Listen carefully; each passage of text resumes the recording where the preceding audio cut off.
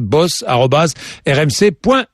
Bon, on va parler de Valeo tout de suite avec Fabrice Fargeot, qui est délégué syndical CGT à Valeo Issoire. Pourquoi Valeo? Parce que ça fait débat, ce qui se passe autour de Thierry Morin, le PDG.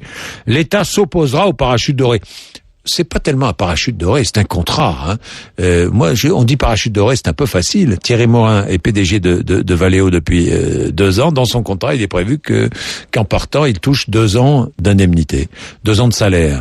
2 ans de salaire, ça représente quand même 3 200 000 euros pour lui, ce qui est quand même beaucoup. Alors, beaucoup, l'État va s'opposer au parachute doré. Moi, je veux bien. Mais comment va faire l'État quand il y a un contrat privé? On devrait appeler d'ailleurs un spécialiste, un avocat en droit du travail. Peut-être qu'on va le faire, on va appeler peut-être notre ami Frédéric Cazet. Oui, je fais l'émission en direct avec vous. Mais Fabrice Fargeot, vous êtes là? Oui, bonjour.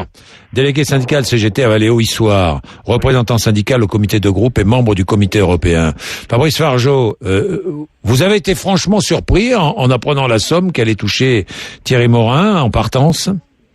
Non, on n'a pas du tout été surpris, parce que le conseil d'administration, en juin 2008, avait déjà entérimé ce parachute doré qui devait à l'époque être de 4 700 ou 4 800 000. Ouais. Or, avec la baisse de rémunération qu'il a dû concéder en début d'année, ce parachute doré était amené donc à ce qu'on sait aujourd'hui 3,2 millions. Ouais. Mais par contre, je tiens à réagir à ce que vous venez de dire. Quel que soit le contrat qu'il a eu avec Valeo, Monsieur Morin, vu le contexte actuel, je vous rappelle quand même qu'il quitte le navire en pleine tempête.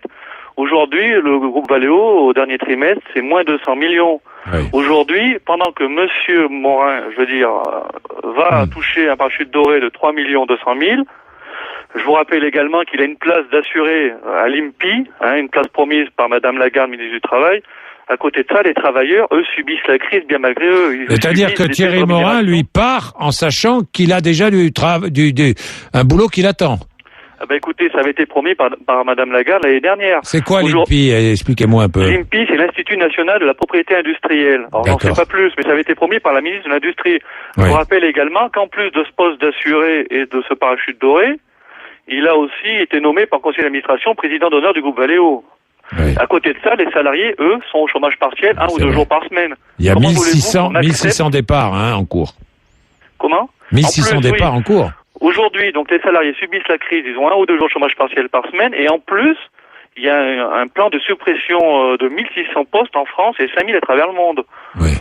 Donc c'est totalement inacceptable. Oui, totalement inacceptable, et vous êtes content que le gouvernement réagisse et que l'État s'oppose. Oui, je peux que saluer les propos de Luc Châtel qui s'opposera à l'attribution de ce parachute doré.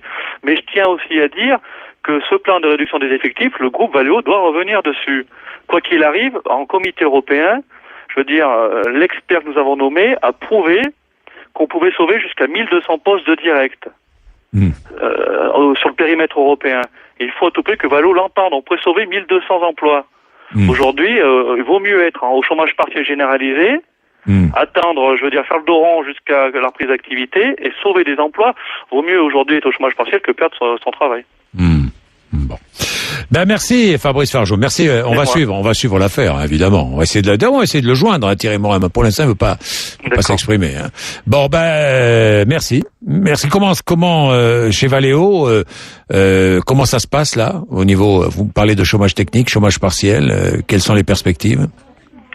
Écoutez, aujourd'hui, on attend désespérément une reprise d'activité. Donc les salariés sont au chômage partiel dans certains sites 1 jour, 2 jours, 3 jours. Oui. Et à côté de ça, donc ils veulent pousser les syndicats à entrer en négociation pour supprimer des postes. Or aujourd'hui, on considère qu'il est urgent d'attendre. Il y a d'autres groupes comme Bosch qui ont décidé d'attendre, de voir comment allait se passer le 2e semestre 2009.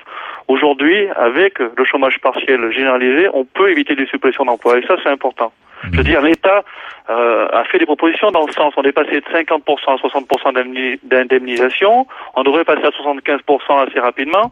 Aujourd'hui, il faut sauver les emplois. Comment voulez-vous relancer la consommation si on crée du chômage de masse? Merci.